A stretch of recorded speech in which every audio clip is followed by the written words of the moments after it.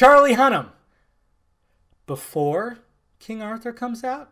I didn't grow up a comic book fan, and I don't really I haven't really seen any of those Marvel films or the Batman films or anything. It's just not really my taste. I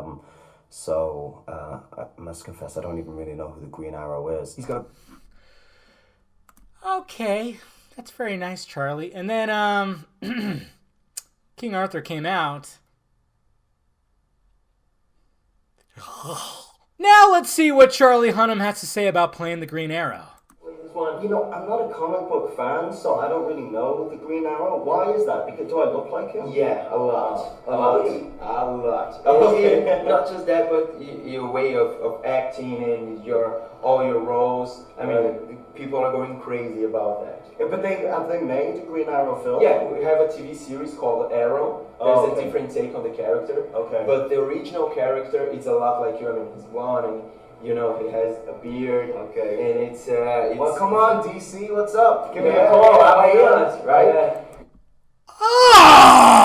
What's happening, film friends? David the Film Junkie here. That's right. Charlie Hunnam has changed his tone about playing the Green Arrow in the DC. Well, I mean, he's just changed his tone a little bit. I mean, that could have been filmed before the release, before, King Arthur bombed a little bit. Yeah, it didn't do well. It sucks, too, because he did well. Actors did well. It's just, there's just certain things that just did not go well.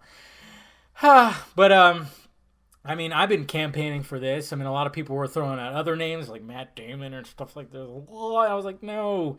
And then all of a sudden, it just seems like now everybody's joining the Charlie Hunnam Green Arrow boat. They're jumping on this boat here. And I'm just going, yes, the guy looks exactly like him. You make that freaking goatee stretch out a little bit, and that's it. He can have long hair, he could have short hair, because Oliver has had that throughout the different styles. I mean, it doesn't matter. I mean, he would blow Stephen Amell out of the fucking water. I like Stephen Amell, but he just kind of gets on my nerves sometimes. It's fine. But I still like him. But I mean, I'm just talking about, you're talking about aesthetically him, and not to mention, I like Hunnam as an actor. I've enjoyed the films that he's in, and he's got that, deep, like almost raspy kind of voice. I mean, he's English, but he'll do the American accent. Hell, you can make Oliver Queen English, whatever, or British, whatever the fuck. Yeah. But yeah, it's just kind of funny how like all of a sudden he's changing his tone a little bit. Maybe he knew that his movie was gonna bomb, and now he's like. But I think maybe he was promoting The Lost City of Z, I guess, which got critically praised. Didn't really go anywhere, which is sad because I always hate it when I hear about these great movies and they don't get released. They don't get wide releases, and they don't make the money. And then everybody gripes, there's no original content. I really want to see that movie because I've heard nothing but great things about it. And now he's got this movie that's supposed to be a big movie and was supposed to start a franchise, and it flops. And now I'm just like, man, I had this vision in my head. Oh, guys, I had this like scene in my head, and it won't happen because nobody listens to the Film Junkie with his ideas. Can you imagine, and I think I've probably said this in a video before because I've thought about this for a while. Could you imagine they very well could have him in Justice League in one little tiny little cameo. And he wouldn't even be Arrow. He wouldn't be Green Arrow. He'd just be Oliver Queen. Could you imagine Bruce Wayne at Wayne Enterprises, okay? And he just, he's walking in or whatever. He's obviously dealing with all this weird Justice League stuff. He's there, and then when like a secretary says, hey, your 1 o'clock is here. And he walks into like his little meeting room or his office or whatever, and you see a dude standing there. You see the back of his head. You kind of notice that. I mean, I imagine that he would be having like almost maybe like slick back blonde hair, and then all of a sudden, Bruce just looks at him and just goes, Oliver, Bruce, shake hands, and they just, I don't know, it's just some kind of deal thing, because we know that Queen Industries is in this world. We saw that little infographic. He's there.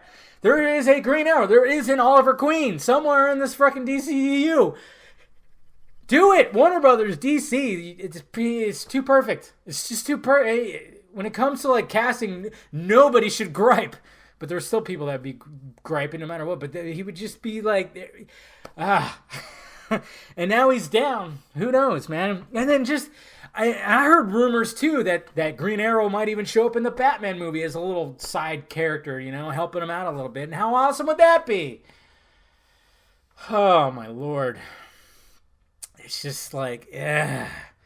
It just sucks when you just see almost like a perfect casting, but it's probably not going to happen. But you never know, guys.